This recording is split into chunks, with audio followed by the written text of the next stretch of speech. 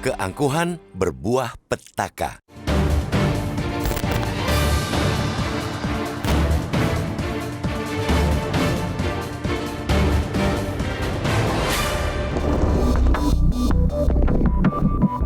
Hari-hari ini kita menyaksikan bagaimana peringatan Badan Meteorologi, Klimatologi, dan Geofisika atau BMKG sejak Oktober lalu menjadi nyata.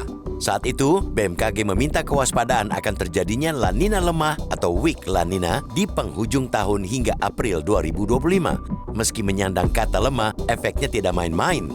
Fenomena anomali iklim global karena pendinginan suhu permukaan laut Samudra Pasifik itu akan menaikkan curah hujan di Indonesia hingga 40%. Angka ini mencemaskan, sebab sejak awal tahun saja kita sudah menyaksikan berbagai bencana alam terkait fenomena cuaca ekstrim. Badan Nasional Penanggulangan Bencana atau BNPB mencatat ada 1.200 bencana alam di Indonesia selama 1 Januari hingga 1 September 2024. Itu mencakup 750 banjir dan 88 tanah longsor. Maka tidak aneh jika di penghujung tahun ini bencana hidrometeorologi seolah menggila.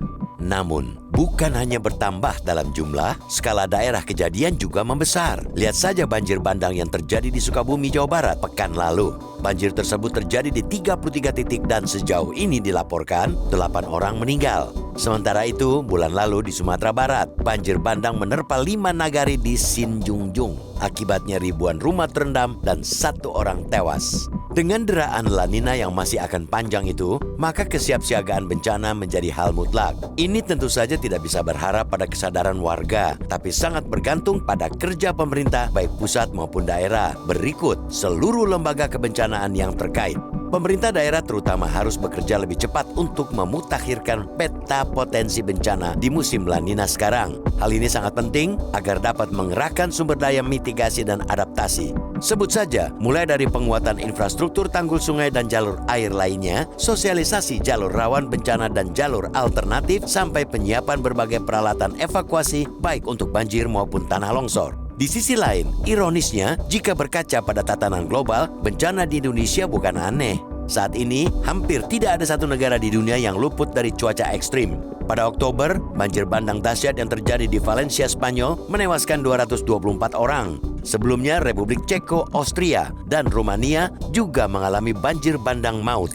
Sebab itu, rentetan bencana ini semestinya mengirimkan pesan sangat kuat untuk semua kepala negara. Penderitaan saat ini adalah buah dari keangkuhan negara-negara dunia, termasuk para pembuat kebijakannya selama hampir 3 dekade ini. Bagaimana tidak, cuaca gila saat inilah yang sudah diprediksi para ilmuwan sejak lama, yang akhirnya mendorong akhirnya protokol Kyoto pada 1997 dan kemudian kesepakatan-kesepakatan lain demi terus menekan emisi gas rumah kaca dan kenaikan temperatur global. Keangkuhan negara-negara di dunia, terutama negara maju, membuat komitmen protokol Kyoto semestinya dicapai pada 2012, namun gagal. Nasib serupa juga dialami kesepakatan Paris yang dibuat pada 2016. Kesepakatan itu bertujuan menahan kenaikan suhu global di bawah 2 derajat Celcius dan dengan upaya keras menjaga kenaikan suhu paling tinggi 1,5 derajat Celcius dari suhu pra-industri. November tahun lalu, untuk pertama kalinya rata-rata suhu global telah melewati 2 derajat Celcius. Maka sesungguhnya janganlah heran jika saat ini bumi dan seisinya seolah mengamuk.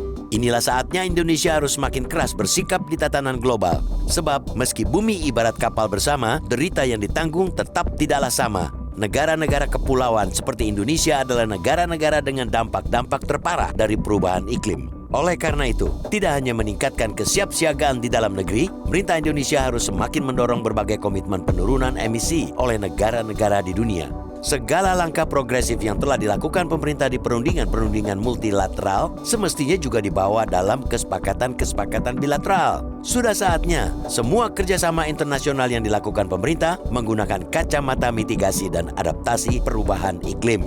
Tidak kalah penting, pemerintah juga harus menerapkan hal yang sama di dalam negeri. Semua konsep pembangunan harus menggunakan prinsip ekonomi hijau atau rendah karbon.